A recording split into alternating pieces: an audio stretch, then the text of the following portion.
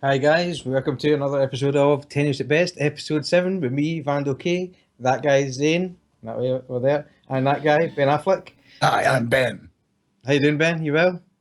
All right. That's good, Zane. How you? Do you know that is a very deep and complicated philosophical question, which I can only answer with, I'm all right. How you doing, bud? Yeah, I'm not bad. That's 2 weeks in a row been asked how I'm doing, so I'm pretty happy about that much. And I vowed So- last week I wouldn't do that again, so You did? You're a liar is what you are. I'm right. So, yes, let's get right on it as quickly as we humanly can because, frankly, we're not in any rush. Yeah, So this week we've got some chit chat about movies mostly because we've got another How drive. very uncontractor wise of you. Come on, chop, let's get done.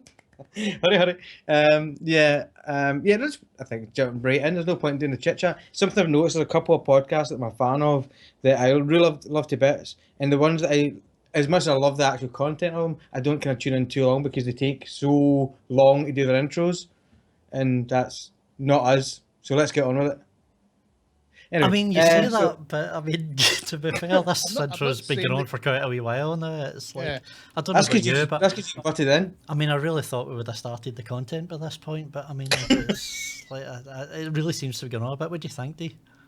I think this is now becoming the Kay and his quiffy hair show, quite frankly. It's always been that. Don't like yourself. Ben, what do you think? Ben's not amused. Let's move on before he goes postal. All right, so tonight we've got some movie chat surrounding the release of Suicide Squad. We've got some news around that side of things. I think we're going to talk some superheroes in general. We've got some sequels getting made, and we'll get through all that stuff as well. And we've got some very, very loose gaming news. It's not the most gaming-centric, gaming busy time of year. Zane, how frustrating is that for you having a YouTube channel? I wouldn't say it's a complete pain in the arse. I mean, it's definitely a few hemorrhoids. Let's put it that way. 83% of a pain in the arse. Yeah, I mean, this summer's just been. I mean, it's been quiet for big games. There has been lots of wee indie releases, and there's been kind of stuff out there, to be fair. But as far as big scene-grabbing games, it's just been nothing. It's been dead for weeks. E3 has just came and gone and went, here's all the things you're going to get next year. But for the meantime, you can die in a desert. Aye, in the meantime, you can just go and screw yourself. So, shall we move forward with the first point of news that I believe, Zane, you added to the table, which was Brexit screws Vive. What's that about? Yes, so, and I do have to say, first of all, I picked this up from another YouTuber who made a video, guy called Steejo, another Scottish YouTuber and very funny guy. Put this thing up on his site a couple of days ago, where basically HTC have released a statement which starts off, first of all, saying HTC continuously monitors and adjusts pricing to ensure we are providing our customers with the best value possible. Which, But which, we're not changing anything, but we're charging you more. which sounds awesome. God. Due to the recent current valuation changes and the current value of the GBP, Great British Pound, we are adjusting the Quid. price of the HTC Vive in the UK to £759. It's something like a £70 jump. Wow. And it is just purely because the sterling has plummeted, because we all decided to vote to get the Sorry. hell out of Europe. And Yeah, of course, I was having an Archer you know, moment. it's not a political show, so I mean, at the end of the day, if you voted to stay in Europe, I'm sure you had good reasons for doing that. If you voted to get out of Europe, I'm sure you're an idiot. But you know, I don't take political sides, obviously. But yeah, Bunch of bastards. it's an interesting wee story. It's also a kind of bizarre one where you're sitting going, "Oh my God, you voted to leave the country, you voted to leave Europe, and look what it's done! Fucking, it's increased the price of our luxury toys, you bastards." But to be fair, that's just where it starts. It's the trickle down effect that you're going to see for this.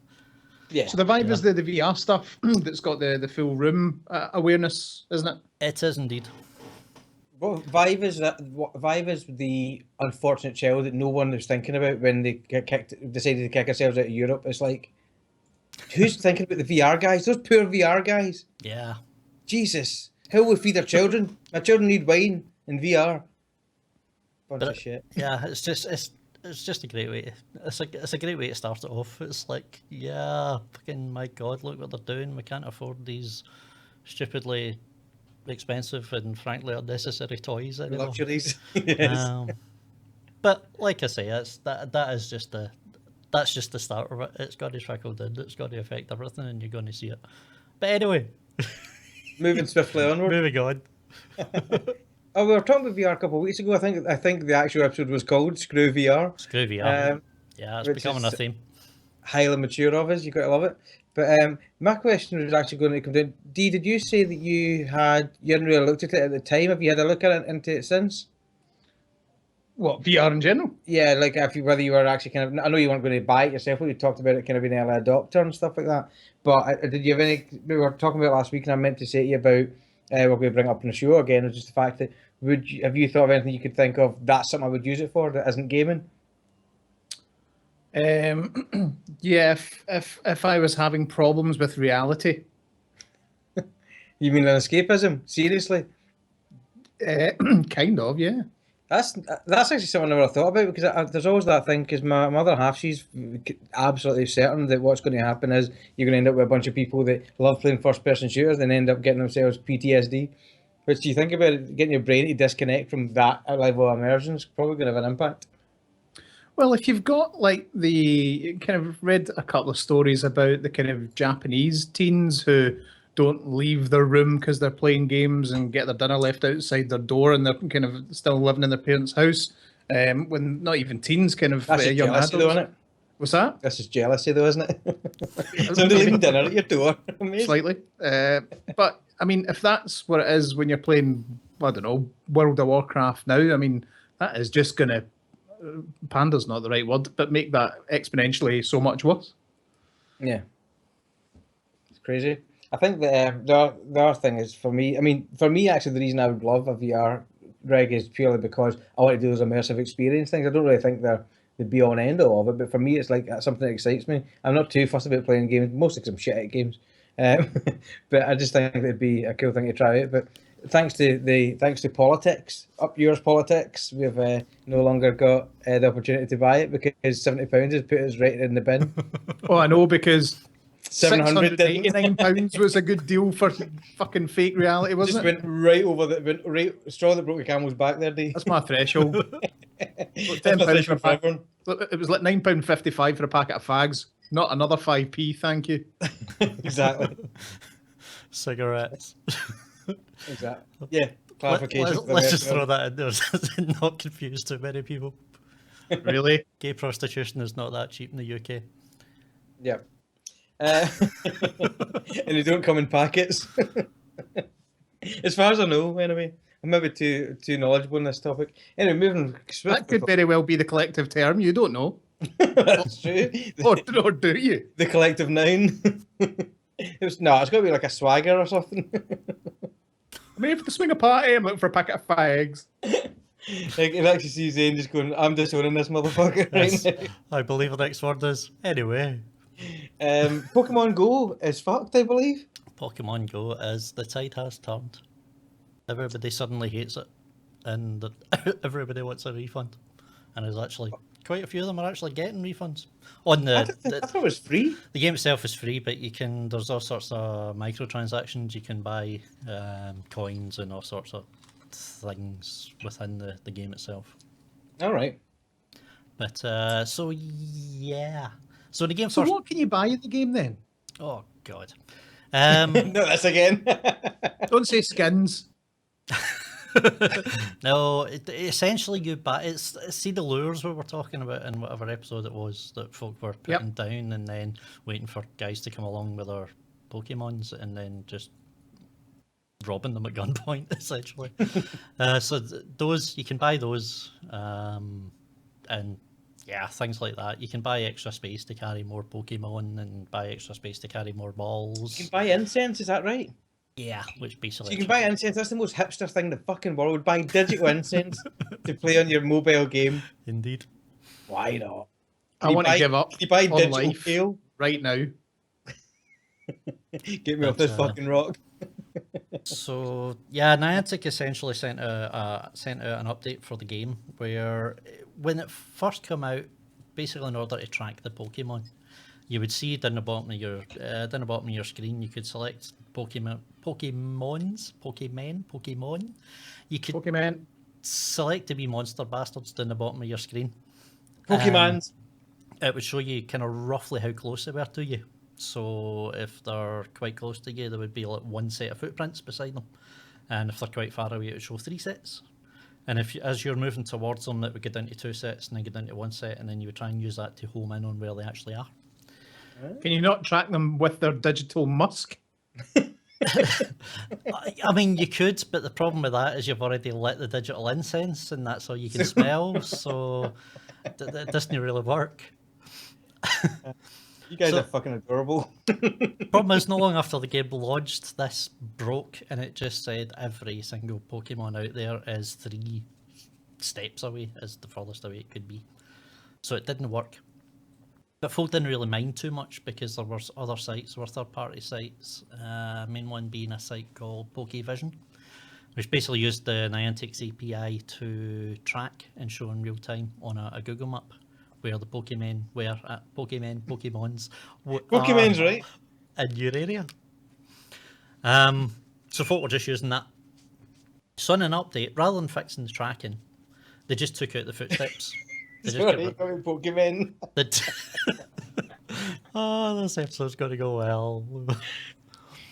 So they just took out the footsteps completely because they weren't doing anything. Problem is, they also decided at the exact same time to go and shut down the Pokevision site. So as it stands now, it is just completely random. You have no idea where Pokemon are. You have no idea which direction to go to find them. And folk are just like, this game's bust. And it still says on Apple's website and on Google Play descriptions that you can track them, and that is no longer true. So folk are just going, refund please.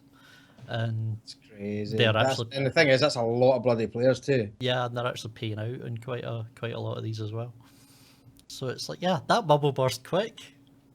Didn't help that Niantic just stayed quiet for a bit of. It was almost a week. They just went silent. They never commented on it. They have since, and just kind of went, yeah, sorry, we didn't comment. We were too busy trying to fix the game, which is like, well, okay, but yeah. No need to be quite as hostile about it. Thank you very much. Or just a simple apology would have been enough. Well, I think that's exactly the problem. Is you've got this kind of you've got this bloody worldwide phenomenon, and everybody's having an episode about it. The problem is that you get popular, but the more popular you get, the more you're going to get abuse of people at the end of the day. Oh, that's it. If you get it wrong, then the stakes are so much higher, as they're finding out right now.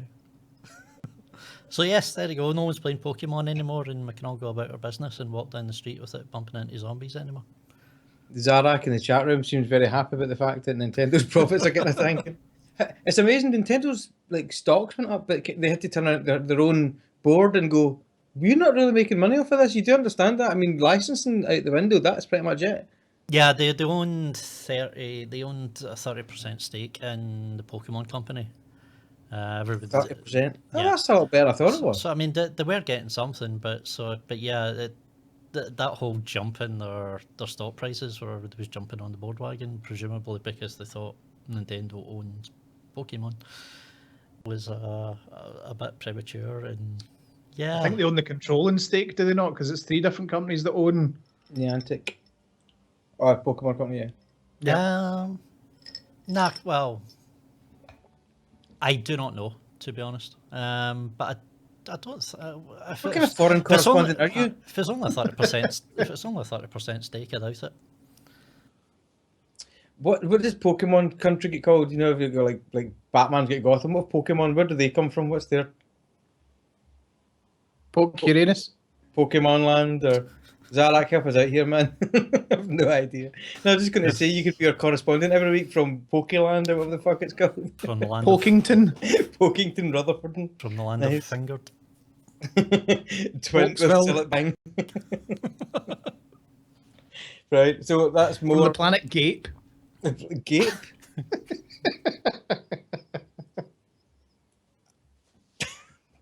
That's we're gonna leave that exactly what it is. Don't touch dear. it. Okay, moving forward swiftly again. Yes. Once again, I Xbox- believe the word is anyway. Yes, the Xbox One S specs and stuff. It's been released. We were talking about this the other day. It's basically a smaller Xbox. The power supply is built into the box. It has no socket for a Kinect. It has an IR sensor in the front of it. So it's basically a smaller Xbox. Now, a couple of people have been looking at them. There's somebody did a teardown of one yesterday on some We Tear Things Down website, and they found a little Master Chief on the chassis that's been etched into it. It's kind of cute. Nice. But also you can get. I didn't know this, but you can get a Kinect. You can connect your Kinect to it using a USB adapter. Yes. So that's pretty cool. So you're not really throwing your Kinect out. Also, if you've already got a Xbox One with Kinect and you buy an Xbox One S, you can jump onto the Microsoft support portal and request a Kinect adapter for free to use on your S. Which, considering they're charging $40 for the connector, isn't too bad actually. Yeah, I think it's. I mean, a lot of people are going, "What if it happens if you buy a Kinect and then you've got an Xbox One and a connector?" And I have no idea. I'm not sure how that's working, but I don't have a One S yet. I'm probably going to get one anyway because I think I want to get one so that the other half and I can go and murder people in various video games. But yeah, so that came out. Also, people have been doing as they do. They just love to get excited about a bit of hardware and melt the death out of it. Apparently, it's getting an 11% performance boost on the original Xbox One, and it's due to the HDR capability that it requires to run HDR properly. Is actually just left as a turned on function, so you're getting slight like 9. It's I think they said peak of 9 to 15 frame improvement on games like The Witcher. Yeah, So I was adding something. It was adding like an average 7 frames per second to the games. Which, big caveat, is entirely dependent on the game because a lot of games are frame capped. So it's not. It's certainly not worth picking one up just purely for that because the majority of games are going to be frame capped and you're probably not going to see any difference whatsoever. But in certain games, yeah, there is a difference. I've got to say though, kudos to Microsoft for once in their bloody lives not marketing something and making an arse of it because they didn't say anything about that performance boost. They just left it because they knew it wasn't a consistent gain. So yeah, well, yeah. I mean, I would still argue they made an arse of the marketing by that's true. Here, have a console. Do you want another console? So, saying here's Project Scorpio 20 minutes after they announced they had the One S. And then again, apparently, and this is completely tenuous at best, but apparently Amazon were sold out of them pretty damn quickly after it went on release. So apparently people are actually buying them. So I think there seems to be a market out there for them, which I don't understand personally. I can understand the odd one or two getting sold for out of the box reasons. Out of the box, probably not the best way to put that. Unboxings. But like buying a second one for your house for another room or for a partner to use because couch co-op just doesn't exist on these bloody consoles anymore. But yeah, I wasn't expecting any sort of kind of mass sales of these things. And so far, it's only day one, but so far it seems to actually be doing okay. I would have thought another console coming out within less than a year that's going to supersede it. I wouldn't have expected it to be anywhere close. Is your cat trying to kill things again? I just heard the jingle of the bells. I went. So if I'm sitting here and this happens, then you know what happened. I had trouble. Size reduction's pretty damn impressive with the S, isn't it? Aye. I mean, the fact that power supply is built into that as well is pretty nuts. I mean, that's the thing. When you see it stacked on one top of the other, it doesn't look that impressive. It's when you realise that big fucking Ghostbusters trap that also came along with the original, that power brick is also somehow built into that machine as well. That is actually one hell of a feat of engineering. It's a hell of a reduction, even though it doesn't look like it on the surface. I mean, those power bricks are just a pain in the ass. It doesn't matter how you put them out. The cables on it are so long and it's so big that it's just a big clunky pain no matter where it is. So Wow. it actually is some job they've done to manage to get it as small as they have, and apparently it doesn't. Apparently doesn't have kind of, you'd expect it to maybe have overheating problems because of the power brick built in, and the size that they've got it down to, or really loud fans, and the reports are coming back that you're not really getting any of that, which is pretty damn good. Not that way, kiddo. I think what you're finding as well, what I was impressed by is the fact that it still is quiet as well, because usually to get that kind of size, you're needing to use a lot of cooling. So Yeah. they still wanted to keep it quiet, which is impressive. But also for me, I think that what it is that that shows you how long the original Xbox One, the big bulky VCR that I know and love, that I think that's been in build for a lot longer than you think. I think that's been out since the dev kits. I think just all the decisions about it. It's so close and it's build to the 360 in terms of its bulk, and it's it feels very early days by comparison. Because I mean, miniaturizing a power supply isn't the job of a computer or a gaming company. That's a job of every company that makes electronics. Yeah, I mean, once again, tenuous at best. I've just got to keep throwing that out there. But apparently, the 360 was designed outside in. Like they designed how that was going to look before they actually designed how and what they were going to put inside it. That sounds stupid. So, well, you remember the whole Red Ring of Death, where just every fucking Xbox on the planet just decided it wasn't going to work because it was overheating like mad. And yeah, maybe actually design the thing around working rather than how it looks, which Yeah. is pretty much what they did with the Xbox One. So it is this kind of big, bulky, black VCR looking motherfucker, but hey, it works. Actually, like and Xbox One. It's a good looking machine. yeah, it works and it still works. So yeah, lessons learned. I think the Xbox One's a really nice looking console. I like it. Just think it looks like it's meant to be in your living room. Yeah, I mean it's a box. It sits under the TV. I don't really care other than the fact that it doesn't stand out like a big garish neon pain in the arse thing. So yeah. Well, the other thing about it as well is the fact that if you look at it, it's the thing I like about it is because it's on. Mine is on and it runs my TV, is like a lot of people do off of it. And see, because it's big and bulky, I don't feel bad about leaving that on 24/7, 365. But see, this wee thin one, I'm thinking, can I leave you on? Are you going to break? Maybe not so much. It's maybe a legacy thing of being old and getting old chunky technology like Betamax recorders that never died. Yeah. You know. But aye, so Dave, you an interest in the Xbox One S? I'm not going to buy one because I don't need to. But if I could swap this one for the new one, then I absolutely would. Cool. I think it still does all the TV stuff, doesn't it? Yeah. I imagine so. Yeah. It's got the pass through and all that. Yeah, I suppose not. Yes, yeah, it does. The only thing it's missing from the back, the only change in the back is it's not got the Connect. Mm-hmm. I think I was reading quite a few articles. Sorry, bud, what did you say? No, it's carry on. I read a few articles about people who are buying them up and the reason they're selling out really well is because they're cheaper than an entry-level 4K Blu-ray player. Yes. So who's going to have that? And they can play games on it or watch TV. And it was pretty genius, actually. Yeah, I forgot about that. That is pretty much the kind of the other main reason. I think it's the smaller version, so like the 50 gig model, rather than the 2 tera. 500 gig. 500 gig, sorry. 50 gig model, fuck that. Half a game. But rather than the 2 terabyte model it's cheaper than any kind of most 4K players that you can get out there at the moment. So if you're going to buy it, just if you've already got a 4K TV and you don't have an Xbox, it's a pretty damn good deal. Which is pretty much what PlayStation did with the PlayStation 2, was it? 3 when it came out. Was pretty much the same kind of idea. Oh, it was a Blu-ray player, wasn't it? Yeah.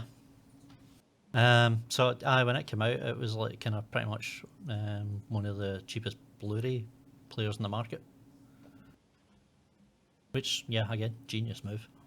Do you care about Blu-rays? Not in the slightest. No, Got you. Who does? That's true. I've got about maybe 30 odd, and they're always gifts. Oh, you care about Blu-rays? Don't mess about. I'll buy a Blu-ray for a film I want to watch the out of, but it's not. If it wasn't for gifts and stuff like that, and the reason I like them is because when somebody like my brother buys me Blu-rays all the time, it's because it's nice that I know that he's got something he can buy me. Because when you like somebody like me who lives with everything in digital storage, what do you buy somebody in that situation? Another hard drive, probably. Oh, I liked your David Low pan there. Jesus. That's a lot of vape. Are you going to have a vape off now? Okay, moving swiftly forwards. No Man's Sky leak.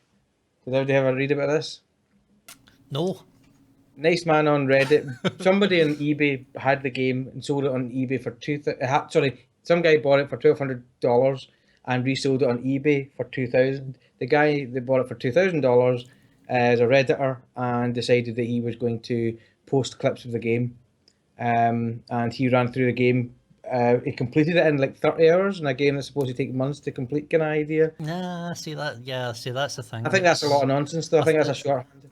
Yeah, I mean, the game's always been. Sean Murray always said the game could be somewhere between 40 to 100 hours to complete. You can spend months in the game world. Yeah, it's like Skyrim or anything. You could finish the main arc in 30 hours in most games. So yeah, it's one of those ones. It's if the guys finished it in 30. He said 30 odd hours, I believe, 30 hours ish. So if he's saying 30, they're saying 40. It's do you know what I mean? But that's the thing. He did say like anywhere between 40 to 100 hours to complete it, if you consider getting to the center universe, completing the game. So I've tried to avoid all this purely just to avoid spoiling it, kind of thing. It's, I mean, other than paying $2,000 for a game, you're just like, yeah. Wish I could do that, but It's like the reverse of me and Red Dead Redemption. yeah, $25. My God, yeah, $2,000 for No Man's Sky. Well, the problem is that if you tried to buy it for $2,000 here after Brexit, it costed $2,500. So, at least. So does it come out to PS4 and the PC at the same time? I think there's been not a massive delay. I think it comes out a day later on the PC. It was supposed to come out at the same time, but I think there's been a delay in the PC of a day or a couple of days, something like that. Yeah, I do fancy it. Yeah, I think I'll get the projector out for that one. And just sit in a big beanbag like a massive marshmallow over man. Be brilliant. Yeah. Give you a look at it. What, No Man's Sky? Yeah. I've had a quick kind of look at it in terms of just pictures, because this was the one that I said had kind of ripped off Battlestar Galactica, wasn't it? Yeah. Yeah, you thought the ships looked a bit B-Star-G. Well, it's not a bit. It's complete. So I hope they've got licensing on that bad boy. It's one of the few things I'm precious about is the old Battlestar Galactica. So don't fuck with the damn it. They get sued by everybody during the making of this game anyway, so it wouldn't surprise me. I mean, that's the thing. There's not any money left. It's like everybody's going to need to buy this game for $2,000 in order for them to make a profit at this point. It's because the whole thing with Sky, with Sky B, trying to screw them over as far as using the word Sky in the first place. And then a couple of weeks ago, so just before the game's due to launch, was it a Danish company? Yeah, I saw that. Suddenly came out of the woodwork going, actually see that algorithm you guys are using to generate all of this, we kind of own the patent on that, and you haven't licensed it, so off up. Don't know what happened. Yeah.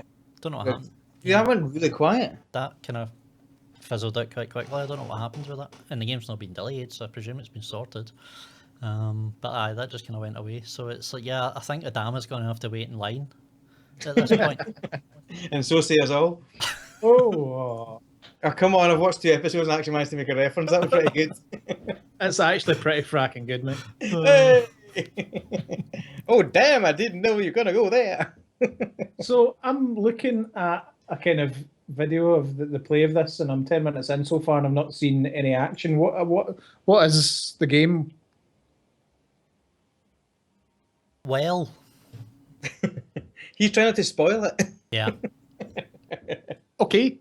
At its core, who really knows? I think it's a survival. I think it's another survival game. Try not to spoil it, not knowing the fuck man there. I don't know. It's yet another survival game as far as I can see at its core.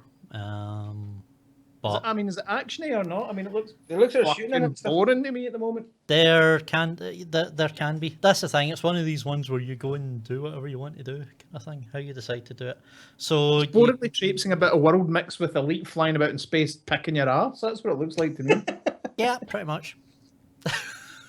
That Well, no interested then. There you go. That sums that review up. Yeah, see, I'm not going to bother describing it to you because you're not going to play it anyway. This is so not your demographic. Not going to want to play that game. Oh, but does it come with VR? not so far. Well, yeah, not so far. I just really enjoyed that kind of thing. Well. I think it's almost guaranteed to happen at some point in the future, but it's a very small company that made the game. There's only 11 of them that making this. And they've all got a share of $2,000. So aye, so far. So we're going to Disneyland. So Right. I think you can almost guarantee you'll see VR for it somewhere down the line, but I think they're just going to get the game out there first. Yeah. Well, I'm going to get on the PC when it comes out, I reckon. Just because I'm not going to buy a PS4 for that. Especially with Morpheus coming out soon. I want to see what's worth buying because I do want a VR kit, but I'm not going to go mental for it. Yeah, I'm going to get it. I'm going to stream the shit out it for about 30 hours, apparently. Nice. Well, that's it. I don't need to buy it. We can just watch you playing it, and you can do all the nice bits. That'd be good. Yeah, it's going to be a challenge, actually. A game as slow as that is just going to be a lot of me talking shite for God knows how long when nothing happens on screen. You have been warned. We can join you. And So here you see me flying through space. Oh, look, Ooh, Here look, a nebula. Another nebula. Here you see me walking through space. oh, look, an asteroid. Oh, look, another asteroid. It looks a little bit like the last asteroid. I wonder what we're going to find behind this asteroid. Now, here I am flying through space. Fuck off. That's no Pay moon. for a shit. It's another Well, asteroid. This is the thing I was actually going to say. See, as long as it's got. No wonder you said everybody sued them. That's everybody who's looked, touched, breathed, sniffed this game. They've all went, what the fuck have you done? I'm going to sue you for being shite. Oh. Ah, I'll tell you, see that the fanaticism behind this game, especially for a game that hasn't been released, is absolutely ridiculous. The folk that stick up for this game, that they have not seen and not played, is just absolutely nuts. So in a way, I'm glad no one People knows love this Brand podcast Love. exists. Just leveling the playing field a little. yeah. But that's one of those things. We're going to brand loyalty a wee bit later because that's what I wanted to talk about. The one thing like this kind of game will work for me is if it's got a set pieces in it. I hate when you've got a game that's got a big open world. Free kick. Exactly. Goal!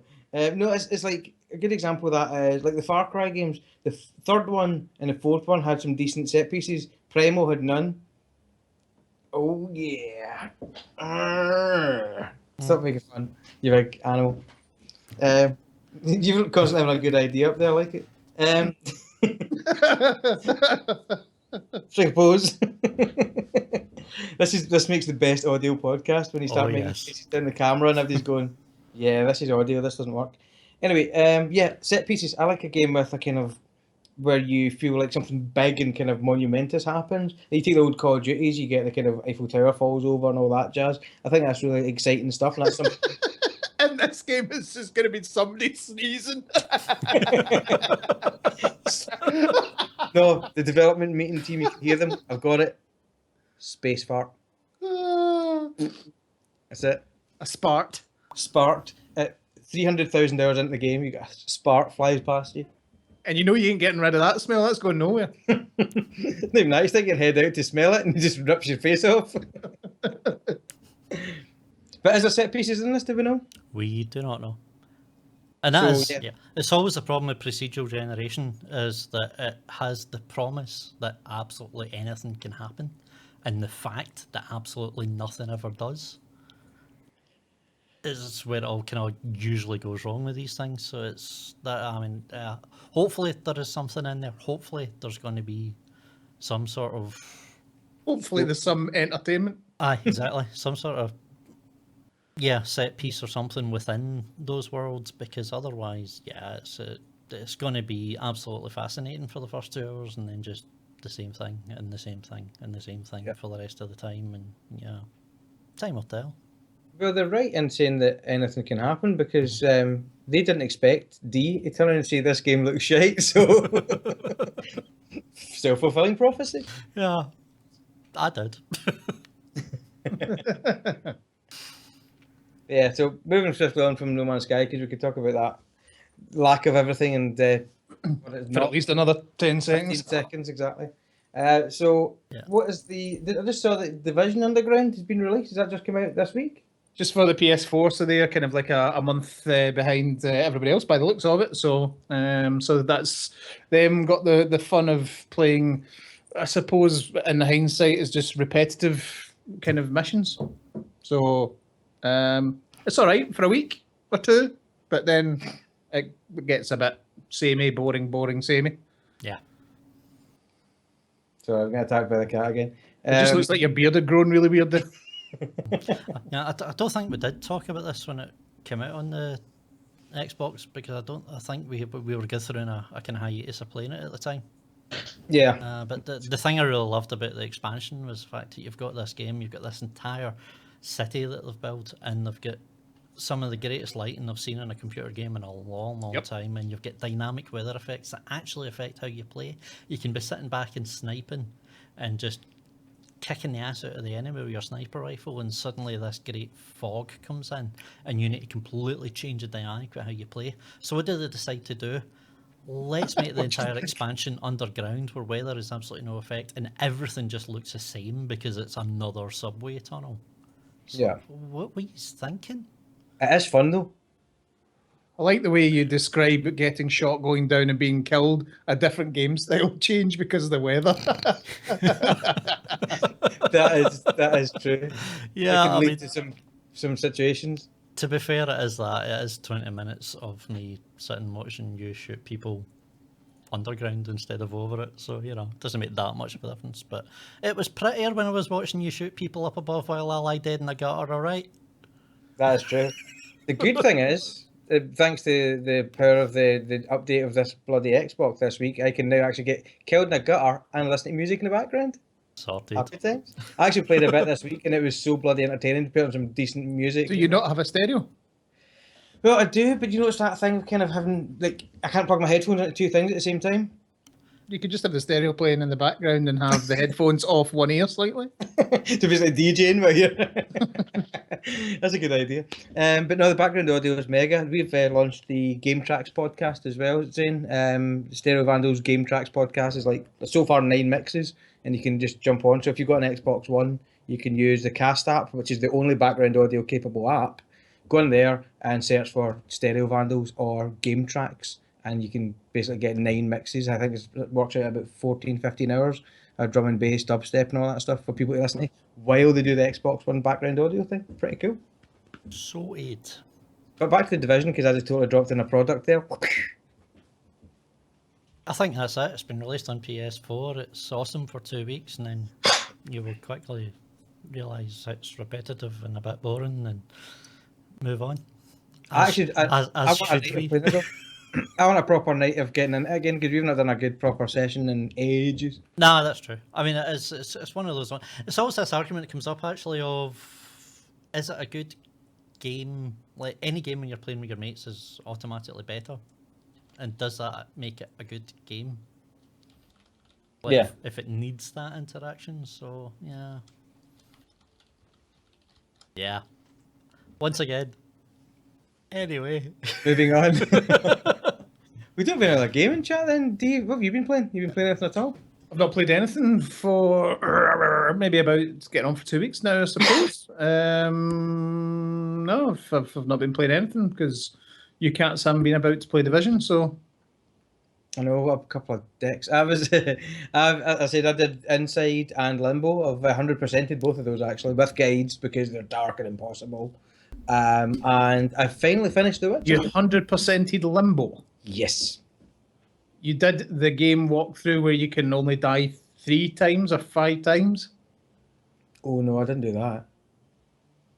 I Didn't think so. let me clarify then. 100% in that I did all the things in the I did all the things in the game. I didn't mean 100% in terms of achievements. Just 100% in terms of acknowledgements. I've done all the things, even the blacked out level. That's like you can't see anything. Did you do that one? Did you? Not sure. There's a secret level underneath, and 70% of it is in the darkness, and you've got to jump over spinning blades that sound like spinning blades, using audio cues only. You can only just see your wee eyes and nothing else. It's mental. It No, took I've not done that. It doesn't ring a bell. took me ages to do that shit. So that was really good. But I finished The Witcher 3, finished the Blood and Wine DLC, and Blood and Wine's the last one. The one before that was, what was that called again? Hearts of Stone. That's a company that knows how to make a game. I tell you what, they give you a DLC that costs like, I don't know, 11, 12 quid, something like this. And it's like 50, 60 hours of play once you wander about and stuff. It's absolutely insane. So I checked my clock and I was at 420 hours. That's clocked in that game. That's the most I've ever put in a game in my life. And I was proud and kind of ashamed, but mostly proud. What's your longest clock on a game, D?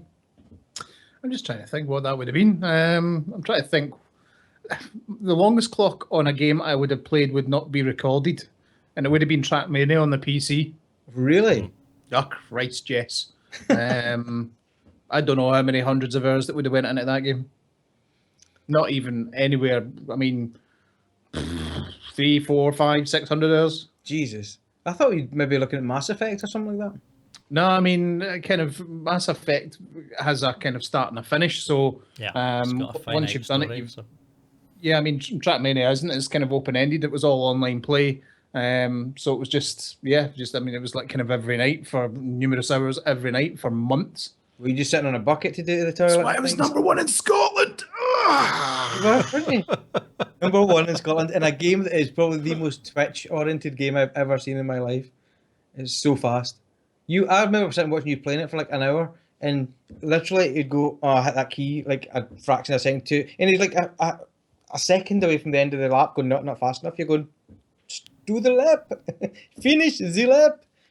Not sure why I had to go with a foreign accent there, but you know, it was annoying. But I didn't know. I didn't even think of that being something you could put that kind of time into. Oh, it was just ridiculously addictive. Ridiculously. I mean, that's why I was a little bit gutted with the whatever it's called that's just come out for the Xbox One finally.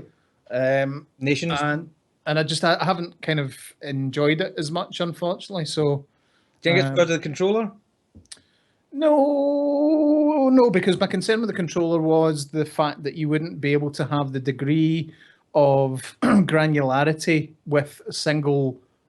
You play with the arrow keys pretty much on Trackmania, and you just kind of press it just to kind of tweak the steering a little bit, and then after about 30 seconds of play on the Xbox, I realised your D-pad could do the same, so I started using the D-pad rather than the joysticks, which was fine, but it wasn't so much that. It was so you were playing a campaign for the first time, and there was only there's different arenas and different types of cars that you get in the full-blooded version, whereas the version that I played on the PC, which was free, was Nations.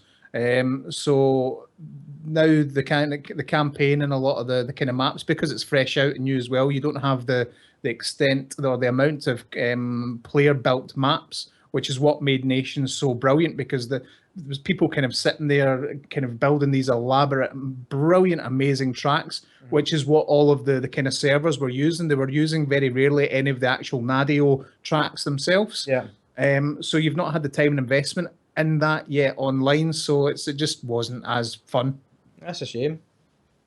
But I don't know if anyone's even, some people haven't even heard of it, but it's a kind of time trial thing, isn't it? You're not actually against other people. It's time attack. It's a time trial, but against other people is the point. So it's basically you've got a map, and it could be anywhere literally between 5 seconds and 4 or 5 minutes long, depending on kind of the track that's been built. And it's just literally, obviously, the kind of quickest time wins. But you say you can't bump into other cars or any of that kind of thing. No, it's all ghosting. So all the cars are ghosted.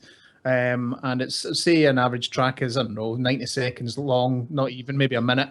And you've got basically a 5-minute session to get the quickest time possible around that particular track. And a lot of them, certainly in the old nations, and I'm sure it's no different with this. It's literally comes down to like kind of tenths and in some cases hundreds of a second, depending on the kind of the type of track it is. So all good. I would have thought you would have learnt your lesson from playing with the cat during the broadcast. Is a cat rocket launcher? Let me see him fly. No, I will never do such a thing because I claw my eyes out in my sleep. I don't know. I wasn't really a game I kind of got into, but then again, I'm not really the reactions guy, as you know. Wait till I try to crack a joke. It's usually about an hour and a half, and I'm in the toilet. Trackmania was one of 2 games that affected me after I left the house after playing it for a session. Really? So if I terrible driver.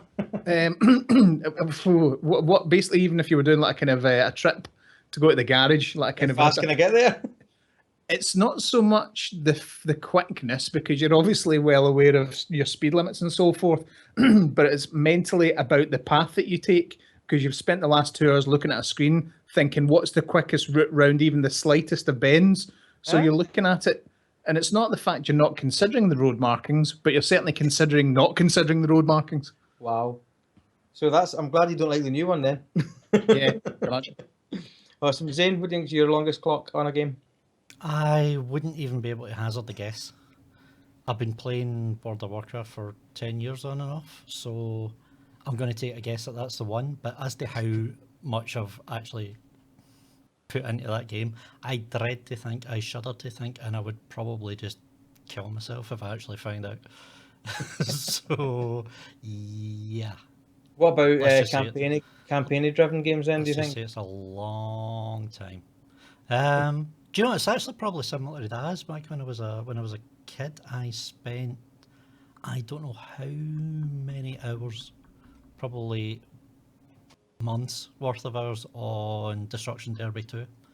Ah, I remember that. Was it PS2? I think it was PS1. Don't remember now.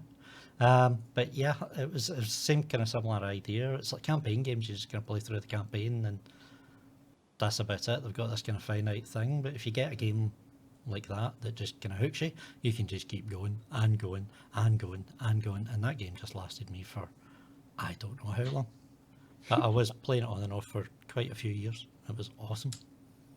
That's awesome. I don't think I've ever had a game that was that kind of short, like short bites that made me I played that way. I think I just get the story. That's all I kind of can find interest in. I'm not a competitive player, but at the best of times, I think. Yeah, it's been a while for a game like that kind of grabbed me. It's, as I've got older, it's become more kind of campaigns, and I've just become more all about the story. Yeah. For the games. So yeah. Awesome. So shall we move forward into the land of movies? Indeedy. Anybody else got anything to add? Mr. Affleck's just going to stand in for me whilst I get a beverage. Okay. Sweet. Hi, Ben. Don't talk to him. He looks very angry. Oh, he's angry. He's an angry man. So, Zane, let us kick our chat off with, have you heard about the amazing news, the fantastic news, the world game-changing news that is the movie Meg? Meg. No. I know nothing of this whatsoever. Do you know what? I clicked a link when you put it into the show notes, and I read up on it, and I still know nothing about this movie whatsoever. It's going to be a total bag of shit. It's Meg. It's short for Megalodon, I believe. This is, me in stupid monster films. I thought it was a Family Guy spin-off or something. Shut up, Meg. No, it's a big stupid shark film, and I love anything with big stupid monsters in it. As you know, Godzilla. What do you call it? Freaky Friday. No, that's Lindsay Lohan. Anyway, a big monster in it is my kind of thing. I don't care how bad or good it is. This one's got Jason Statham fighting a shark with his bare hands. That can't be bad. Okay, I take it this Home and Away chick isn't playing the shark. I don't think so. Some girl called Jessica McNamee is joining the cast. Apparently, it's directed by Eli Roth as well. So this film's going to be worth about probably maybe $30-40 at the box office. So excited about this. Yeah. It's meant to come out in 2017, but you know me, just give me a big shark film and I'm happy as you like. I just want to see a trailer for this crap. Oh yeah, totally up your street. I think there's a fair chance I'm going to miss this one. Oh man, what really? And by saying miss, I mean I will not even miss its existence whatsoever. You avoid like the plague. Damn. Actually, it was Eli Roth who's attached to it. He's now walked off, and somebody else called John Turtletop's doing it, who I've never even heard of. So, Oh, he did. John, Turtletop did. No, wait a minute. John Turtletop did National Treasure. That is a national treasure. can you say that name one more time? John I Turtletop. don't know why I like that name so much, but I like that name. Most of the TV director. And it's going to be a rubbish film, but I just can't wait to see Jason Statham wrestling a shark with his bare hands. That's going to be good stuff. I mean, I might see it now that I know it's directed by, what's his name again? John Turtletop. Oh, I bet I'm saying it completely wrong as well. Why does that tickle me? Anyway, yeah. Did you miss the start of that one? I did. Yeah, Jason Statham starring in a film by John Turtletop. And it's called Meg, and it's him fighting a megalodon shark with his bare hands. What can go wrong? What can possibly go wrong? That sounds like the best film ever made. Why with his bare hands? I don't know if he is using his bare hands. I'm just going to assume because that sounds like the best thing that could happen. Has it been made? It's in production. It's meant to come out next year. What's it called? Meg, MEG. And who directed it? John Turtletop. That's your new name from now on. You're now John Turtletop's right hand man. It's been decided. But yeah, the film sounds like a lot of crap. But as I was saying when you came back there, D's that give me a big monster film, and I will watch the shit out of it. I want Jason Statham to swim inside the shark and punch it from the inside out. It'd be amazing. I want to be roundhouse kick it and break its neck, even though it doesn't have any bones. It'd be fantastic. But the unfortunate backfire of me loving these crap monster movies, people keep tagging me whenever, like, and Alex just mentioned sci-fi. Whenever, like, Sharknado 5 or whatever comes out, people could go, "Oh, you like this, Kay?" And I'm sitting going, "No, you've missed the point. I don't like crap big sci-fi. I want sci-fi that looks really big and really polished, but is still fundamentally crap. It's different." Okay. Yeah. Fine. Alrighty, moving forward. Nobody seems to like big huge shark movies. I like my own particular brand of crap. Oh, actually, speaking of big huge monsters, did you know that John Turtletop is what the hell is his name again? Oh my god, John Boyega is signed on for Pacific Rim 2. Yeah. I'd heard this. Pacific Rim with an actor? I believe we even covered this. We did, didn't we? Oh my god, my face is melting. You've just done a Darrow. I think Whoever he is. I was going to say somebody just like Daryl Dixon from Walking Dead is famed for doing that kind of thing. So moving forward, Suicide Squad embargo has been lifted. Who's read the reviews so far, and do you care? Yes, I've So this is read this the is for reviews what? so far, and Suicide Suicide Squad. Squad. all I've seen is the fact that it's negative reviews and somebody's trying to close down Rotten Tomatoes. Someone's What? trying to close down Rotten what? How? Really? Yeah, so the David Ayer went mental. Just trying to tear it down with his bare hands. He's in the server room chewing through cables. Yeah, it's sitting at apparently it's sitting at about 35% or something on Rotten Tomatoes because all the critics are basically saying it's a pile of shite. And DC fan people are trying to get a petition together to shut down Rotten Tomatoes. That's the stupid. I see what you mean. The independent are covering it. Yeah, What because kind of it's stupid their shit is fault. that? This takes us so non-tenuously to what I was talking earlier on about brand loyalty. People are going mental over this and it's not even out. They've not even seen it. Yeah, currently sitting at 33%. What are you protecting? You've no fucking idea what the product's like. Mhm. That's absolutely mental. I thought you were kidding there, Dee. Ew. That is And the funny thing is, even if they shut down Rotten Tomatoes, the reviews still exist. Apparently, Rotten Tomatoes works on some sort of critic aggregate basis. Well, that's so all it they is. would- It's an aggregator. It's not responsible for anything. Yeah, Rotten Tomatoes doesn't do reviews. It aggravates aggravates. Yes, it does. Aggravates DC fans apparently, and aggregates review scores. So yeah, shutting that down just that really is the ultimate in just putting your hands over your ears and going. Blah, blah, blah, blah, blah, blah, blah.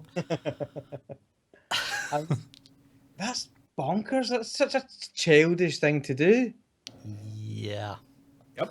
Dee, did you see the review from Rolling Stone? No. The guy's statement was, and not verbatim, but basically, this film has managed to do the impossible. Actually, do you know what? I will go verbatim because the guy worded it so beautifully. Hold a second. Here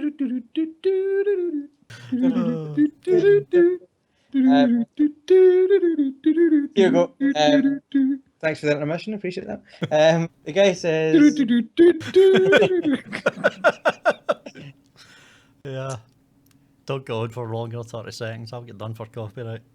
that's a good point. Sorry, I'm pretty sure he's out of tune.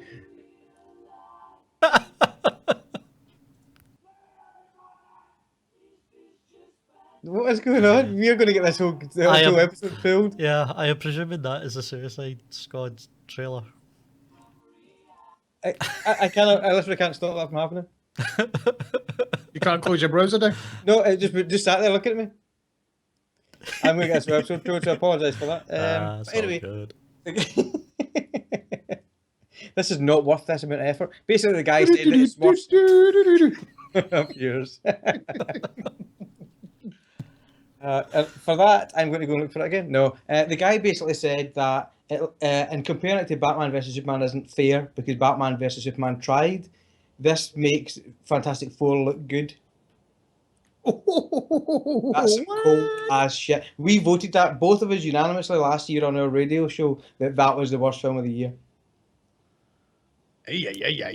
Absolutely chronic. You just sitting there, and that's the thing that some people are going, it's brutal, and people are saying it's all right, and that's what reviews do. You're going to get two sides of the coin, and that's expected. But for people to flip out and go, I'm going to, if they knew how to DDoS something, they would do. Yeah, I mean that's it. It's absolutely ridiculous. Let's just shut down the folk that are reporting on it. It's like, yeah, at least wait till you've seen the bloody movie first. So apparently the movie has gone through. There was a lot of news coming out about this today, and don't know if it's just trying to dampen the fires in light of the reviews or what is going on with it. But apparently the way the story's been going is that David Ayer wrote and directed the movie, and that was kind of made his final cut, his edit of the movie, and execs panicking over the whole Batman v Superman just getting critically panned for being too dark and yada yada. Yep. They just kind of panicked. So apparently the reshoots that you were hearing about were now are getting confirmed as it was kind of in reaction to that. But what they also did was they got the company who did the first trailer. That trailer that you may or may not have just heard, depending on whether I get a copyright notice for this episode and have to edit it out or not. The company that edited that trailer, they basically gave them the movie and got them to re-edit it. And this was before they'd even shown digital tests screenings of David Ayer's edit. Showed both, saw what people liked the best, and then they didn't even just go with the one that was best. They tried to kind of make an amalgamation of the two. So I mean, good on to David Ayer at least for actually just going, well, do you know what, this is what I need to put up with, and actually kind of tried to just go along with it and collaborate with it and still get his vision in there. But other reviews you're getting are saying the movie is really disjointed. It doesn't make a lot of sense. It kind of feels patchy. It feels as if it's been taken apart and reassembled. I wonder why that would be. Then a marketing company edit your film must be the most. That's just fucking stupid. Yeah, I mean that's the kind of part I just don't understand. Is like, yeah, we've paid someone to write this movie, direct this movie, and it has a complete vision for what it's going to be, and then just gone, we're going to get not even editors that just edit movies, but these guys do marketing. That's what they do. They do trailers. They do edits for having that kind of quick punch, and they give it to them and go, here, just edit our whole movie for us. Well, yeah. Yeah, that's odd. And you're like, that just seems bizarre. So, yeah. That's like the guy in your work when you've kicked ass on a project and the guy in your work swoops in and takes the credit. That's what that sounds like. Aye. Like, fuck that guy. So it'll be interesting to see. I'm waiting because the whole thing just sounds like they're going, no, it's fine. Like you'll get the David Ayer cut on DVD, Blu-ray, 6-hour edit. in a month's time, and I don't know. I think it's the fact they're so quick to apologise. They're in with the excuses and Yeah. apologies and a heartbeat, and you're going, do you know what? Let people make their own minds up. Yeah, I mean that's the thing. The film's not even out yet, and it's already, the firefighting has started. Yeah, we'll see. Oh, indeed. D, any thoughts, considerations, concerns? Do you care? From the descriptions of how it's been handled from an editing point of view and so forth, they will not get my money at the box office now. So, Really? no, I mean, not if it's coming out that the kind of film is basically confused. Not a chance in hell. Because I was never that on board with Suicide Squad, and then Yeah, after I mean, that's one of the trailers, I was like, well, okay, it could be kind of maybe interesting. I might give it a kind of a watch, but for a film that I wasn't that fussed about in the first place, and now professionally it's getting kind of completely slated on a level with that kind of detail that's unparalleled in the history of fuck-ups of cinema, not a chance. Yeah. I think that's very much the weight of it, is the fact that it's... I'm never one to be directly affected by these things. I like reviews for the discussion point that come from them, but I don't think that... I mean, I'll still go and see it. I'll give it the chance to see if it is any good. But as you know, I think most of the... Because people who are kind of obsessed with movies tend to be quite big on paying attention to the technicals to some degree, and not that we fully understand it, but it's what we enjoy about the film going experience. Is you might just... I would love to go to the cinema and just go, oh, there's a film, I'm watching that, and that's it. But I pay attention to the way music's used, I pay attention to the camera work, and it's just by being one of those people who watches a lot of films, which is fine. But when that's the way you watch a film, almost as you deconstruct it as you watch it, that's going to be an absolute nightmare. So I will watch it, but I'll come back to my full and frank review next week and go, why I are. Yeah, I mean, I have to say, despite the reviews, I am actually going to venture out into the big bad world and go and take a look at this next week. So Has anybody actually been before the this podcast, so I'll be able to talk about it more this week. Hey. Has anybody been to see anything this week? Well, Yeah. I attempted to go and see something this week. So yeah, Star Trek Beyond. I hear it's quite a dark movie. Thank you for the segue, gentlemen. Yeah, so I went to the cinema Saturday. Nice day shopping. Bought myself some clothes. Good day all round. Some good food. Went to the cinema. So, need to set the scene for anybody who doesn't frequent the Cineworld, Renfrew Street, Glasgow.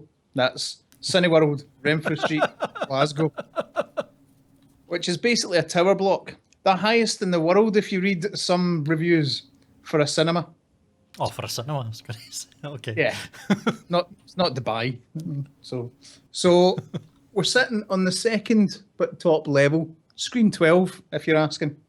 And we're sitting watching Star Trek from about, 7:15. The show began. I'm sitting there, packet of minstrels, large Diet Coke. Everything's good. Hold on, you get sponsored? Not yet. Other confectionaries and/or beverages are available. But I'm not interested in them, so minstrels and Diet Coke come You're my even getting way. pulled up from the chat room at this point. So sitting there watching it, I'd get about a third of the way through the film, and then complete darkness, 100% blackout. Is that not the second one? Oh, you funny son! Have you been waiting to use that? It actually just came to me right there because I'm that smart. Bollocks. I had that So, one yeah. pre-prepared. Did you? So you went to see Star Trek Beyond, but ended up into darkness. Oh, Shit, that was much better. You stole It was my better fucking line, son. much better constructed, as to saying, much better. I was wondering why your face changed from jolly to hate. It's Carry that on. face that clearly says, "You bastard." Followed So by I- the words, you bastard. Anyway, carry on. So we're sitting in pitch blackness, a couple of hundred of us going, "What the actual?" And so mobile phones start kind of going on to kind of give some illumination, and some funny bastard starts doing shadow puppets on the cinema screen, which was fucking awesome, quite frankly. So after about 5 minutes, somebody comes in and alerts us to the fact that the power's gone to the entire building. It won't be restored anytime soon. We need to evacuate. So we get out of our seat, no emergency lighting. Going down the hall, no emergency lighting. Into the stairwell, emergency exit, no emergency lighting. No staff, no nothing. End up outside. And that was the end of that story. So yeah, we nearly died. So how was the film? Did you nearly die? Yeah, nearly. Can I ask a question? Anything. Did the minstrel survive? They depends what you mean by survive. Did you hurriedly munch them in the dark? Oh, they were gone well before that time, mate. It So how long into the film were you before it happened? was about a third or something, a third of the way into That the film. sucked, doesn't it? Did you enjoy the first third? Yeah, it was enjoyable. I was enjoying my experience, and then it all went tits up. That's nuts. So have you spoken to them since? So I've kind of read reviews. They've been grassed in because the fact that it's against health and safety regulations because there was no emergency lighting on in the building whatsoever. So they've had to release kind of grovelling apologies. But yeah, not pleasant. Given you're kind of 6 stories up and you have to evacuate a building in the pitch black. So not good at all. Yeah. So that's the Cineworld, Renfrew Street, Glasgow. So basically what he's saying is he's paid by minstrels and he's paid by Diet Coke, but he is no way affiliated with Cineworld. And Yes. sponsored by The View. Yeah. Indeed. Just to throw in some sort of balance into the whole thing, they did, according to Cineworld, they do have a backup generator, but whatever caused this to happen in the first place also caused the backup generator to fail. You shouldn't even need a backup generator for emergency lighting. I am just saying what they said. I'm not saying they're Are you right. sponsored by Cineworld? I'm You not- bastard. I'm not saying they're right. I'm not saying they're wrong. I'm just saying what they said. He's playing devil's I'm advocate just- because that's still his joke. That's what it Just is. throwing it out there. But yeah, it does suck a wee bit. And I think it's one of those things. These things happen. We all know it, but it's the way they handle things. Yeah. What was it? We went to see The Martian, was it? And it stopped like 4 times at the start. Galaxy. Oh no, that was a different one. With Galaxy of the Guardian, they had the 3D on without. No, the 3D Did you wasn't see, on. did you see Galaxy of the Guardian? That was brilliant. No, don't be daft, you twat. Guardians of the Galaxy. What was the problem with that one? Was it the fact that the 3D wasn't working properly? They had put on the 3D showing, but they'd put on the wrong filter on the projector, so it was inverted. So when you put the glasses on, it just fecked up your eyes. That So was it basically looked like you basically went to the cinema, paid full price to go and see what looked like a pirate copy of the film. Awesome. Migraine the movie. Yeah, it. that Migraine Volume 1. Galaxy of the Guardians. That's quite good. Can we make a T-shirt on that? That's not even infringement. Just actually weirdly, That was the wrong one. I've got a kind of foreign knockoff. What's his name? I don't have anything for that, I'm afraid. Cream. And this is you without booze. Okay. So moving forward from your amazing adventures that makes sense. Amazing adventures in Cineworld. Are you going to go back and see Star Trek this week? Tomorrow, I think, hopefully, at The View Cinema, With minstrels and Diet Coke. complete with electricity. Fancy. All right, so moving swiftly on from Death Cinema, which is a brilliant title, by the way. I see you put notes in for Alien 5. What's the scratch there? Yeah, so now there was the stuff Neil Blomkamp was kind of discussing this. John Turtletop. He was kind of fired up the stuff, and I think he had concept art. I don't know, That's was right, it 6 yeah. months ago or something? Sigourney Weaver was interested. They'd had a catch up at some point and thought making another Alien film was a great idea, which it is if it's done properly. Yeah. And then it kind of went a little bitty quiet, almost it's not going to happen. So apparently it is still happening.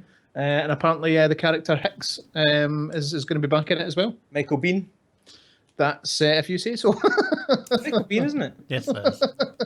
Is it Bean you pronounce it? When I was a kid, I used to pronounce it BN, but I think it's just because I've seen an H there and it threw me. No, it's been. It's as in flick. Oh, Nice. He just Zane making it sexy wherever he goes. That's why you don't take him into darkness, I tell you. It's the one joke we've got tonight. All right, just run with it. So where did this? What's the news? Is it has he been cast and that's him fixed, or is it just rumor? Or It seems like a solid rumor is what it is. So I don't know if oh, is it he's so? Sorry. I don't know if he's on the payroll yet, but uno momento. Where I got it from was Game Radar. That's not too bad. It'll be interesting to see if they do that because I think Blomkamp's one of those guys who's great at kind of real world CGI, so his robots and stuff, and what do you call that? Elysium and Chappie. He's kind of CG work's always incredible. So it'll be interesting to see him taking something really real about it because I think that's what the last kind of Alien movies and the Alien versus Predator made this kind of CGI nightmare of it all. So it'll be interesting to see him make it, actual tangible things that make them scary again.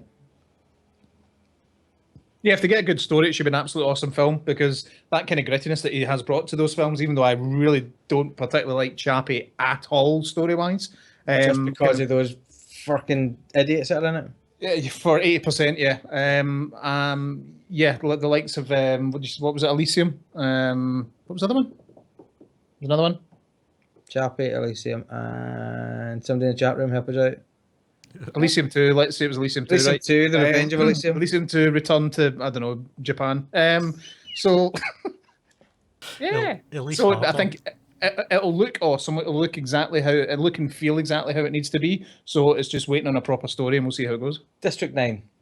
That's a bad boy right there. I have no information as I Google. But yeah, so I'm interested to see this one as well. I'd just love to see another Aliens movie. A lot of people are saying me like Predator, saying, "Oh, I want to see another Predators movie." I enjoyed Predators, for example. I thought it was a really good Predator movie. It wasn't the same as the first one because it's a different thing, but I quite enjoyed it. So I like when people do these reusing that kind of like franchise and actually doing it in a nice, dark, gritty, fun kind of got the balance right about it being a good bit of entertainment. Predators is the Sunday afternoon cousin in the Predator franchise, I reckon. Yeah. Just one of the guys in the chat room said I'd been discarding the 3 and 4. I've not got a big problem with discarding 3 and 4 personally. Aliens. I like 3 in its own way, but it's just that I've never seen it. The CGI is brutal. Strangely enough. I remember because that must have been out in primary school because I get the worst VHS copy of any film in existence ever, to the point where you just thought all the characters were noise. I mean, everybody was just noise on screen. So you couldn't see anything at all. So I've actually never seen it as a result, but I'd heard bad reviews when I was younger and I've just never returned to it.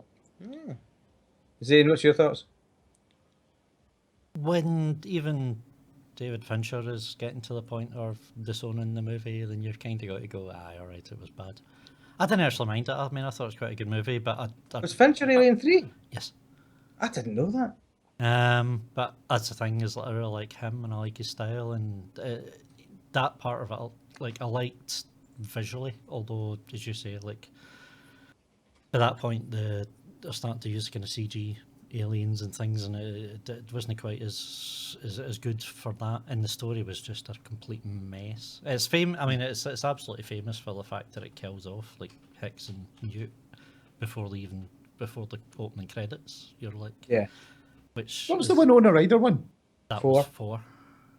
What was it called? Resurrection. That was it. It was all right. I liked Resurrection. It's fun. I wouldn't give it the same kudos as I'd give Alien and Aliens, but I still enjoyed it as a fun alien romp. Yeah, I would say if it was a kind of standalone movie, we'd say that was a pretty good movie, but it wasn't up to Alien or Aliens. Yeah, change the creatures out and you've got a really good standalone action movie. Yeah. Yeah, Ash. Get Michael Wincott camping it up to hell as usual. It's just for that alone I watched it. That's the guy with the mega voice from The Crow, isn't it? Are we having fun yet or what? I love that guy. You also got the dude from CSI's in it randomly. And who else is in it? Hellboy's in it. Do you call him Ron Perlman's in it as well? Yeah. That's a fun film. I enjoyed that film. It's definitely not part of the legacy, but still a good bit of fun. So that's pretty exciting stuff. Jason Bourne has opened this weekend on the highest opening this weekend, which is pretty interesting because Bourne movies are notoriously not that expensive to make. Yeah, so seems to have done all right. Are you guys fans? I love those films personally. I just think They everybody says they're are. not together. That's because I usually watch them in threes. They're kind of they're decent film. It's a decent film. That's how I would class it. It's a decent film, That's gentlemen. not a game Nothing changer. more. Yeah, I mean, it's not crap, but it's a decent film. I like that. That's very fair. I think that's right. I think the thing is though, is that we watch it now and it's kind of like what it is, but it really did redefine a lot of action. I mean, you take the combat in things like Bond movies or even like Nolan's Batman, like that style of combat, that kind of Krav Maga jazz kind of combat was very much like that. The kind of maybe that was already happening in Hollywood and choreography and stuff, but that's very much come from that style of fighting. That came around the first Bourne film. The first Bourne film was 2001. That's a hell of a long time ago. So just Yeah, it'll be. I'll watch it on DVD. I don't think I'll go to cinema to see it. I would definitely say that about the Jeremy Renner one. It's a bit shit. But I love the first three. And I managed to get my other half to sit and watch the three of them with me. She actually enjoyed them as well for what they are. It's not like pure game changer or like life making films. They're just good fun action. And yeah, okay, they can be responsible for taking themselves a bit too seriously, but it's an hour and a half slice of fun. That's what you're getting, action and nonsense, and that's kind of what you want. Not this 3 hour Batman piss. And I'm not going back into that again. Still get cancelled. 20 minutes into the first one, I got pretty much as far as him standing with absolutely no memory of who he is, what he can do, and getting into a fight and giving it the whole fucking blocking moves Matrix style while standing there going a confused look in his face, going, how the hell am I managing to do this? And I went off. That's the whole fun of that first 10 minutes. Yeah, it was it's just, still not. This is. It was Matrix fighting and Italian job, and I was just like, I'm not really interested in this, and I've not looked at any of them since. So I've apparently missed out. I need to get back and watch these movies, but you don't have to do anything you don't want to do. So they tell me, but it still hurts. Except for cut ties and affiliation with Cineworld, you need to do that. Oh, brilliant! Are we going to have to do an anti-advert at the start of the next week's show? You're going to fund it, aren't you? I've already got footage lined up, mate. Is it just a black screen? That's exactly. I was just about to get a black picture up, you bastard. I'm like the joke Hoover the night. Joke Hoover. Right. Apologies for that. I'm not even apologising. It's brilliant. So I wanted to check in with you guys about. Well, I think a point I'd written on the notes was about the fact that we're getting a wee bit of superhero saturation. Zay and I were talking about it before, like we kind of came on, but it's just the fact that I was saying that I think that I'm kind of sick of looking at superhero movies, which is silly considering this is a large element of what we actually enjoy, superhero movies and all that stuff. Where are you guys at with it? Kind of. I'll be honest and think there's too much for my liking. So saturation would suggest yes to what I'm slowly trying to get out of my brain at the moment. See, the thing I'd come to the conclusion was when Zay and I were talking about it earlier was I thought that, yeah, I'm sick of these movies, but actually I think what I'm sick of is the marketing campaigns. See, if I would, and this is, I'm getting to a kind of ultimate point here and I want to get your kind of views on it, but if somebody said, here's a film coming out, brilliant, look forward to it. Here's a film coming out, look forward to it. But it's just, I mean, yeah, granted it's a social networking kind of world, but it is everywhere you go. You can't go put in a YouTube video without getting bombarded with the same advert every 10 seconds, and it's for the same film. I think I'm getting annoyed with overexposure, not so much the saturation of the films themselves. Does that make sense? No, yes. Yeah, completely. I mean, for example, Doctor Strange. Fancy it? You going to see it? Yep. Yep. It's not the films themselves that's doing it. It's not the films themselves that's doing it to you. It's literally just they're making so many of these movies. Some of them are going to be good. Some of them are going to be bad. Yep. But you're getting just have to look for the Marvel or DC labels, and you know which is which. Where to go. So far, unfortunately, that's proven to be 100% accurate. But yeah, I mean that's the thing. It's just the fact that you are getting pounded over the head with them constantly, and there is kind of one after the other, whether it is Marvel or DC or Fox throwing in X-Men or Fantastic Four or. You don't talk about Fantastic Four on this show. But I mean, I saw a headline earlier on advertising something called The Tick. What the fuck is The Tick? Ticks. No, I've not heard of the Tick. Do you know why I've not heard of the Tick? Because nobody needs to hear about the Tick. Because you didn't have MTV as a kid? Tick's awesome. That is absolutely correct. I was brought up in good old-fashioned, homegrown, Racist TV. normal telly. Racist TV on UK Gold. Oh, I'm not racist because I hate ticks. Tick is awesome. The ultimate idiot superhero. It's brilliant. You love it. Who's played him? I do not know. That's a good question. I do not know. Yeah, Is the it Tick, what? the first It's time I've Peter Seranovich, isn't it? Is it? That's a great choice. That's a brilliant choice. Okay. Could be. I just think I trust Peter Serafinovich implicitly. He's just a nutbag, but I think that'd be interesting. Yeah, no, the only time I've watched the Tick used to be on MTV years and years ago. That's when I first read it. I think Channel 4 ran it for a wee while in the UK as well. But yeah, it was ludicrous. It kind of felt a little bit. It felt a little bit like Spawn, but stupid in its style. So yeah, I'd be interested to see that, but evidently D isn't. It's very silly. It's awesome. Oh, that's awesome. Is that an actual style? Apparently. Oh, that's so good. That's stupid, but I like it. Sweet. That does look like... What's his face from Big Bang Theory, but I don't think it is. That's exactly what I thought, actually. Who have we got attached to it then? It's Jackie Earl Haley is one of the characters in it. So that's the guy who played Rorschach, isn't it? All right. This guy played Rorschach, and we've also got Whoopi Goldberg's in there. It's gold. It's already made. We're sorted. Yeah, so it's actually got a full cast and everything attached to it. Yeah, so it looks like it's along its way. Nobody else that I can recognise. Again, this is the thing. There's a want to take a risk on these kind of more obscure, slightly less kind of mainstream characters after Deadpool made such a breakthrough. Yeah, but I mean, even that's not strictly necessary, and I don't know. It's a bit too early to say it's the superhero fatigue and people are going to move away from it when we're going to get a third iteration of Spider-Man and people are losing their shit over it. Yeah, that's a little bit much, isn't it? Do you know what I mean? It's like if anything was going to start to show that fatigue, then that should have been the one to do it, really, where they go, yeah, we're going to do the Spider-Man again for a third time.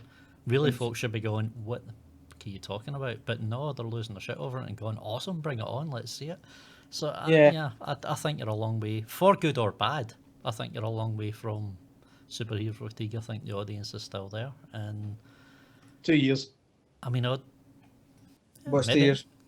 2 years, bubble bust by then. Maybe, we'll see. I think it's one of those. I think it's because these things have got massive marketing budgets that they feel like that. Because in actual fact, there's a lot of. Well, I want to say there's a lot of good films coming out. There's nothing major kind of hitting the cinemas that's kind of original. So I mean, okay, Bourne's not everybody's cup of tea, and it's the same old shit. However, at least it's an original screenplay. It's not based off of comics and everything else. And there seems to be such a fear of like creating something that's original, I guess, so it's, I mean, it's a bit of a shame because like It's not a fear, it's just ease. It's guaranteed money kind of thing. Oh, it's Yeah, nice.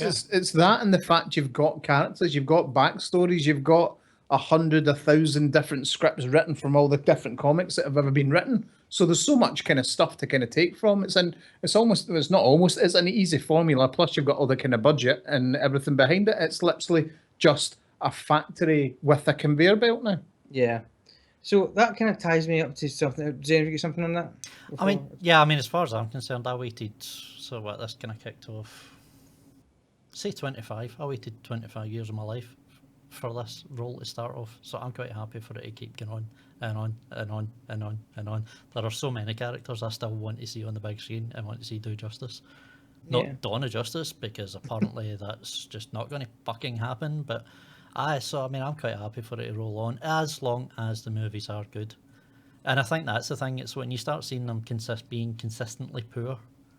And okay, DC's not off to a great start, but Marvel, even with their kind of lowest rated movies, have still been good, watchable movies. And as long as that keeps going, I'll keep seeing them. I'll keep watching them quite happily. I don't see fatigue coming for a long time, unless they start for some reason really sucking. Yeah. The thing is, DC, I think, are actually going to make if you actually look at DC now, if you looked at the Dawn of Justice kind of original posters, it was all Batman, Superman. Then you've got all these characters around about and all these kind of different marketing pieces. Now, if you look at it, Wonder Woman's up front because I think she's got the biggest chance of actually being a breakout. So that's probably what they're running it for. At the moment, certainly, yeah. That looks like the best. I mean, looking at the trailers at Comic Con the other week, that was one of the strongest ones for me. I thought that looked amazing. Yeah, Agreed. So, and it's just nice to maybe DC need to kind of get their shit together and go, oh, wait a minute, we're actually really good at doing this, but we need to do it with a good something different. The minute they stop copying or trying to follow Marvel, as one of the guys in the chat room just said, they'll do better for themselves, be themselves. It's kind of like if you try to be somebody else, you'll come across looking like a dick, basically. I mean, I think if the stories of Suicide Squad are anything to go by, they need to just Warner Brothers needs to step the fuck off. I thought you need to Warner Brother. Oh, I was in Florida and I saw a T-shirt like that. If you see da police, Warner Brother. It's great. I chuckled for at least a minute. Then fell down a flight of stairs in the cinema. But I mean, yeah, Hold up a copy of Red Dead Redemption. they need to stop the panic. And if they make a if they make a movie that is kind of similar to a Marvel one, so fuck, as long as it's good. If they make one that's completely and utterly different, so fuck, as long as it's good. Stand behind your product. But I think the execs need to fucking back the hell off and just let them actually make the movies and make the movie from start to finish and not just panic halfway through and start ordering all sorts of reshoots and ordering other teams to edit the movie in a different light, and then they'll maybe actually have a chance, because that's what it comes down to. Folk are only getting sick of superhero movies, they're getting sick of shit house superhero movies, and you can't really blame them for that. Well, the other knock-on of all that crap that's happening with the Suicide Squad is the fact that they're going to alienate other cats. Yeah, for the audio viewers, I don't know how to put this, but for some reason Kay's got a pussy in his face. No, I've been avoiding you saying anything like that all night. Had to be done.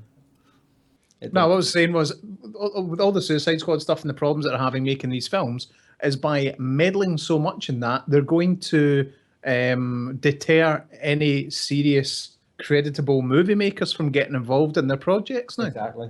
Yeah. Well, I mean, another side of it is kind of reports are coming out of that genre as a whole is the difficulty in actually getting big directors in the first place for these, because a big director wants to spend 3-4 years working on it and honing it and doing it right, which is why you're getting folk who are making 2 or 3 good small independent movies suddenly getting a big superhero movie to make, because they can go, right, here's what you're going to do, and we want you to do it within the next 1.5 to 2 years. Yeah. And they just go, well, it's my big shot, so let's go for it. So they're already struggling just because they want to get these things done and get them packaged and get them out the door as quickly as possible. They're already struggling to get big directors, big names to actually take them on in the first place, because they just go, well, no, if you're only going to give me 2 years, then it's going to be a balls up, so I'm not going to touch it. Yeah. That doesn't help, and that's going to make really shit movies, and that's what's going to cause the fatigue. Yeah, I believe there's a familiar catchphrase of yours that you could possibly offer to the DC executives. Don't get a pussy in your face. Oh, that'll do. Don't be a dick. Yeah. Yeah. Yeah, I think it's probably too late for that, unfortunately. They are at one with the dick. Yes. Try and be a smaller dick. Okay, one last point before we get involved in any more people getting called dicks, right? Final discussion point I wanted to put in forward, just because I was talking about the idea of getting the fatigue from the films, or was it the over marketing? Trailers, would you, let's call it a wrap up question, shall we? Trailers, would you rather we got one trailer that you just kept seeing every few weeks or whatever, it was just there, or you got this constant thing where you're getting probably now in 10 minutes of the film, 15 minutes of the film before it comes out? Would you rather just see that one bit that just gave you a tease and got you excited about it, or would you rather kind of anything but option B? And basically, option B is what we've got right now, and that's kind of how it feels, huh? Yeah, I mean, it's okay. Part of it is laziness, admittedly, but I kind of do not actively watch a lot of trailers because of that. I mean, this isn't anything new now. I mean, this has kind of been going on for quite some time, where you're seeing either A, too much of the film, B, all the good parts of the film, or C, misleading content from a film. Yes, that's the worst. We've seen that with a couple of films now, where films have been made out to be, I don't know, actiony and there's explosions and car chases, but then the other 2 hours of the film is a monologue inside a toilet in a French cafe. And it's like, Very specific. yeah, quite. Is that Godzilla? I have no idea. It's a film that's not been made yet, but I'm thinking about it. So, David yeah, Ayer's taking notes. yeah, just, I mean, I don't know. What the trailers used to be 30 seconds worth, and you're like, oh, I want to see more of that. And it's just, I don't know.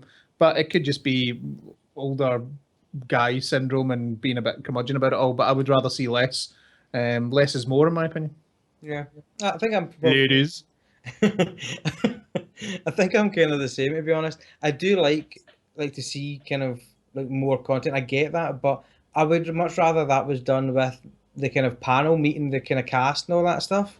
That excites me more than getting to see half the film, because you end up just watching the film looking for the beats that you saw before. There's where that joke fits. There's where that, and it kind of it takes me out of the film in a lot of respects. So the problem is that we do this kind of podcast, and then you're trying to avoid trailers. It makes it pretty difficult, you know.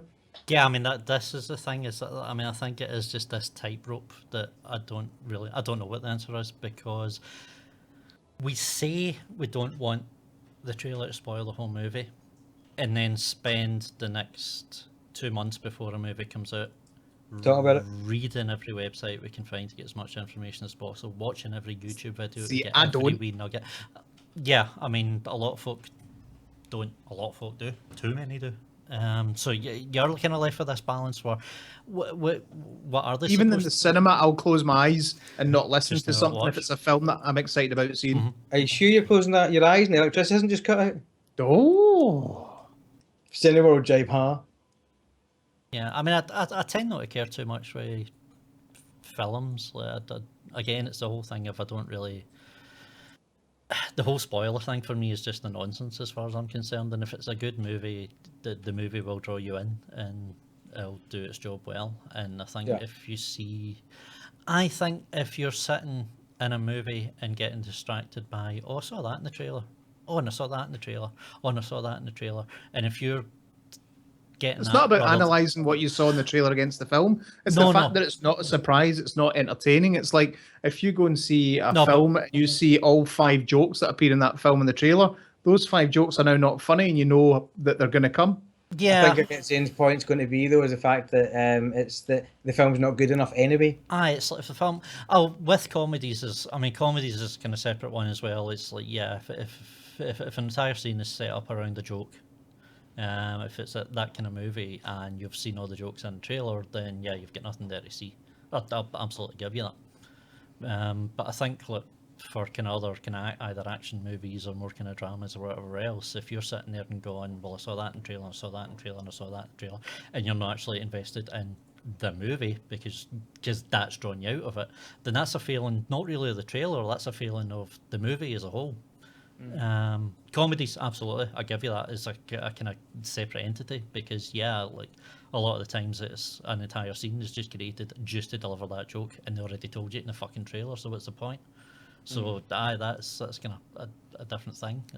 I don't know what the answer actually is as far as what you're supposed to do. You just go back to vague black and white fade to black 2-second shots of a movie while someone goes in a world. The whole Yes. thing. Yeah, I was going to say that last week. Where have those guys gone? They're all unemployed now. What? I mean, are they collecting benefit? Oh, most of them have died, to be fair. I was going to say, but, one yeah. guy and he's dead. Died of deep voice death. Is there not a documentary called In a World, if I remember right? Yeah, but I think it was like dude's. Was it that dude's daughter?